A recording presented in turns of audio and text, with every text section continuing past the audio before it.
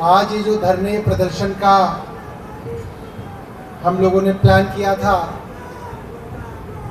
क्योंकि गर्मी बहुत है तो हमने ये प्लान किया था कि सिर्फ विधायक साथी, पार्षद साथी और संसद के हमारे साथी आए और एक मैसेज जो है दिल्ली में बैठी केंद्र सरकार को दिया जाए कि जो देश के करीब 24 लाख बच्चों के साथ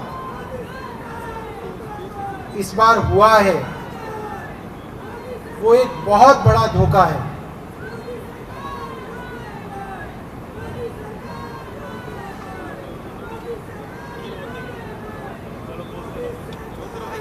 अच्छा, ठीक है।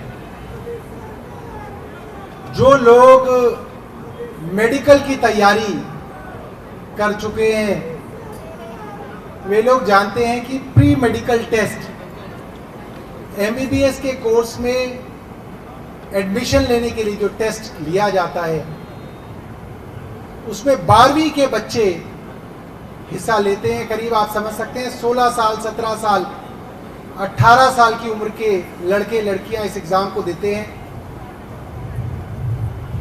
और 16-16 घंटे, 18-18 घंटे की तैयारी दिन की करते हैं। एक ही सपना होता है कि किसी तरीके से एमबीबीएस के अंदर एडमिशन हो, डेंटल कॉलेज में एडमिशन हो, आयुर्वेदिक कॉलेज में एडमिशन हो और वे लोग डॉक्टर बन सकें, समाज की सेवा कर सकें। और इस तरीके के एग्जाम बहुत प्रतिष्ठित एग्जाम रहे, बहुत विश्वसनीयता रही। कभी ये नहीं सुना गया कि आप पैसे देके पीएमटी के एग्जाम के अंदर बेहतर नंबर ला सकते हैं। ये कभी नहीं सुना हिंदुस्तान में। ये तो जरूर सुना गया कि आप प्राइवेट सीट ले सकते हैं, प्राइवेट कॉलेज में मैनेजमेंट कोटा ले सकते हैं, मगर पीएमटी के एग्जाम में, नीट के एग्जाम में आप पैसा देके अच्छी रैंक ले सकते हैं, ये बात हिंदुस्तान में पहले कभी नहीं सुनी गई। और हिंदुस्तान की शिक्षा प्रणाली, यहाँ की एमबीबीएस, यहाँ की सुपर स्पेशलिटीज, यहाँ की पोस्ट ग्रेजुएशन, सब चीजों की इतनी प्रतिष्ठा है कि पूरे दुनिया में हिंदुस्तान के डॉक्टर, हिंदुस्तान के स्पेशलिस्ट, इनकी बहुत भारी डिमांड है। दुनिया भर के अस्पतालों में, चाहे वो अमेरिका हो, यूरोप हो, यूके हो, सब जगह भारतीय डॉक्टरों की एक बड़ी डिमांड मानी जाती है। मगर पिछले कुछ दिनों से जो सिलसिलेवार अलग अलग राज्यों से खबरें आ रही हैं, गुजरात में गोधरा से खबर आई, उत्तर प्रदेश से खबर आई, बिहार में पटना से खबर आई कि 5 मई को जो नीट का एग्जाम था उससे एक दिन पहले अलग अलग राज्यों के बच्चों का, जिनका सेंटर पटना के पास था, उस सेंटर के अंदर नीट एग्जाम से एक दिन पहले बच्चों को सेफ हाउस में लाया गया। यानी कि एक ऐसी जगह उन बच्चों को इकट्ठा किया गया जहां पे उनका किसी और से कोई कम्युनिकेशन ना हो, उनसे फोन ले लिए गए, एक दिन पहले क्वेश्चन पेपर देके उनकी तैयारी कराई गई, उनको अपनी गाड़ियों में बिठा के एग्जाम सेंटर तक ले जाया गया, उनको एग्जाम दिलाया गया और उसमें से बहुत सारे बच्चे नीट क्वालिफाई कर गए, नीट का एग्जाम पास कर गए। ये बात बिहार पुलिस ने कही है। 30 लाख से 50 लाख तक रुपया लिया गया नीट के क्वेश्चन पेपर को देने के लिए। गुजरात के गोधरा में जो हुआ वो उससे भी आगे निकल गया। जहां पे एग्जामिनेशन सेंटर था, उस एग्जामिनेशन सेंटर के डिप्टी सुपरिटेंडेंट इस भ्रष्टाचार में शामिल थे। उन्होंने बच्चों को कहा जिन जिन बच्चों से पैसे लिए गए उनको ये कहा गया कि अगर आपको कोई एग्जाम में कोई क्वेश्चन का आंसर ना आता हो तो उसको खाली छोड़ देना, ताकि बाद में टीचर वहां पे उस क्वेश्चन पेपर के हिसाब से आंसर शीट को भर के दे दे।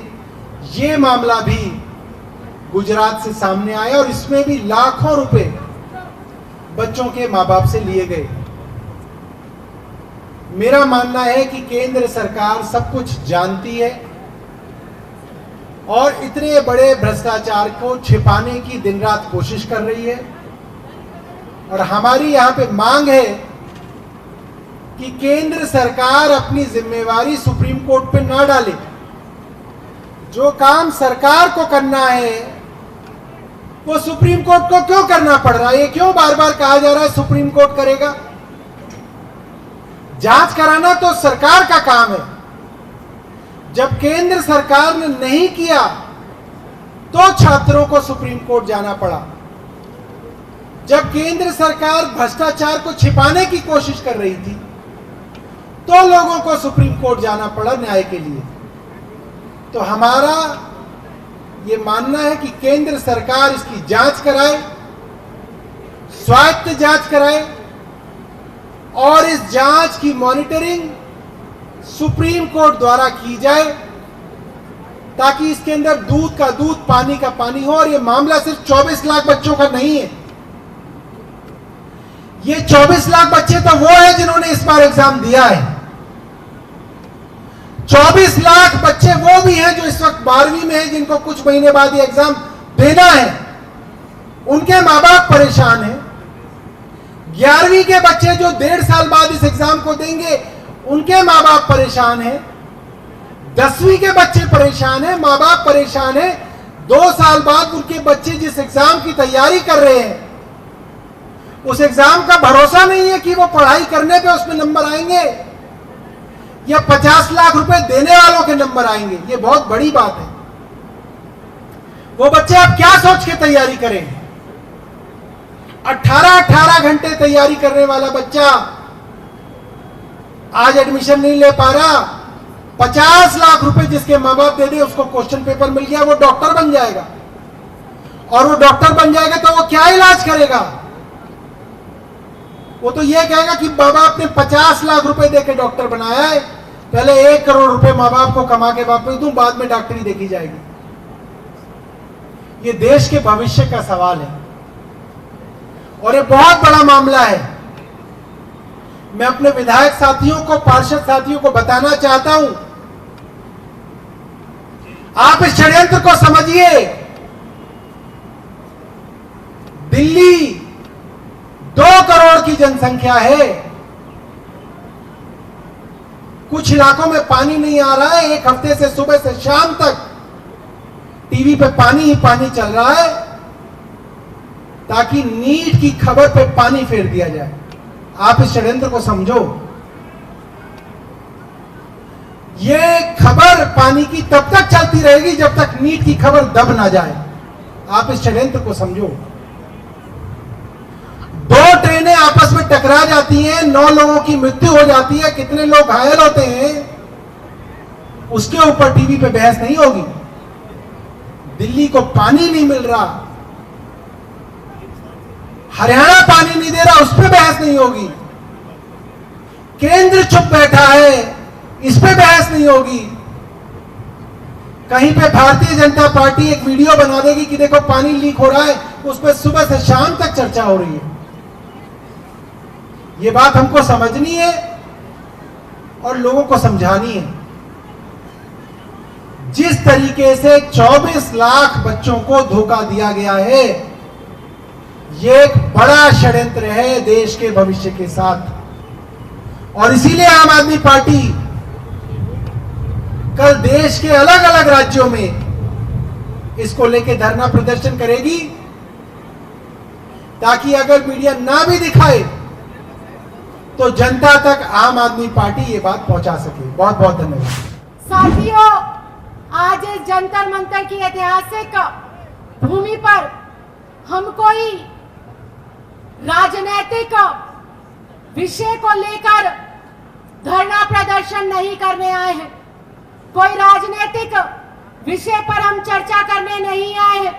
हमारे बीच में माननीय राज्यसभा सांसद, बड़े भाई और हर वर्ग की मजबूत आवाज संजय सिंह जी पहुंच चुके हैं। एक बार जोरदार तालियों से मैं चाहती हूं इनका अभिनंदन हो, स्वागत हो। जोरदार तालियां जो है हम एक मजबूत आवाज के स्वागत में यहाँ पर अभिनंदन के रूप में बजा रहे हैं। और यहाँ पर आज जो संघर्ष का विषय है, जो आज विरोध का विषय है, वो नीट का जो एग्जाम है उसके अंदर जो धांधली हुई है और लाखों करोड़ों बच्चों का जो है भविष्य अंधकार की ओर धकेलने का प्रयास किया गया है, एक चौथी पास राजा के नेतृत्व वाली सरकार के माध्यम से, ये बेहद शर्म और दुख का विषय है।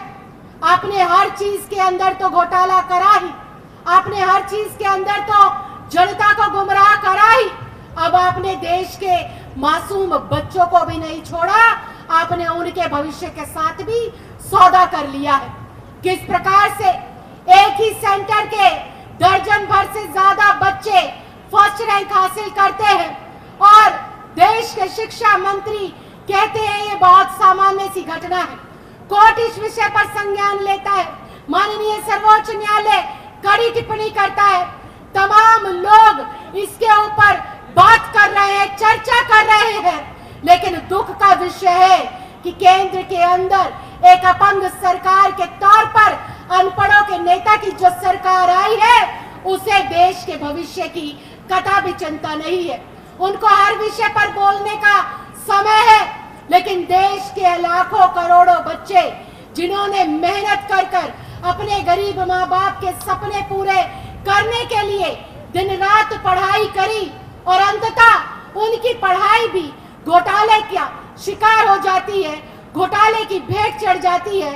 तो मैं आज इस मंच पर यहाँ पर इसलिए मैं इकट्ठी नहीं हुई कि हम लोग राजनीतिक बात करें, हम लोग यहाँ पर इतनी गर्मी में, तपती हुए धूप में इसलिए इकट्ठा नहीं हुए हैं कि हम लोग सिर्फ चार बातें कहकर अपने कार्यक्रम को यहाँ विराम कर दे, बल्कि आज हमें यहाँ से हुंकार भरनी है।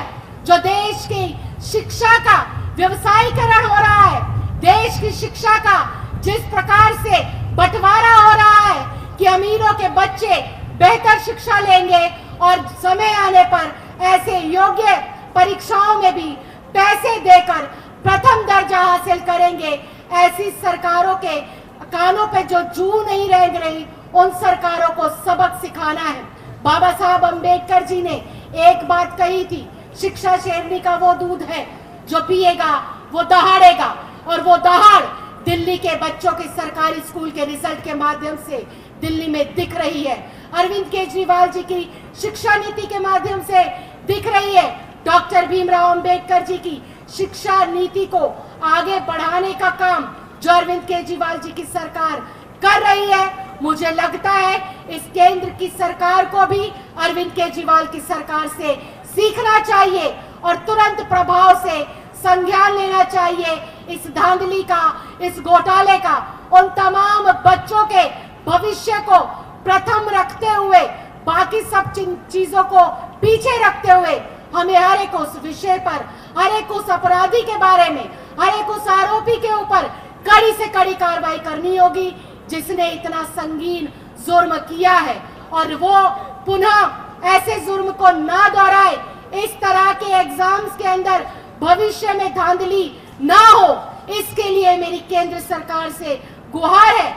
शिक्षा मंत्री धर्मेंद्र प्रधान जी से आग्रह है कि वो इस पर कड़ी से कड़ी कार्रवाई करते हुए एक ठोस नीति बनाए, एक ऐसी रणनीति बनाए कि देश का आने वाला भविष्य अपनी सरकार के अंतर्गत अपने भविष्य को सुरक्षित महसूस कर सके, एक अच्छे माहौल में अच्छी शिक्षा ग्रहण कर सके।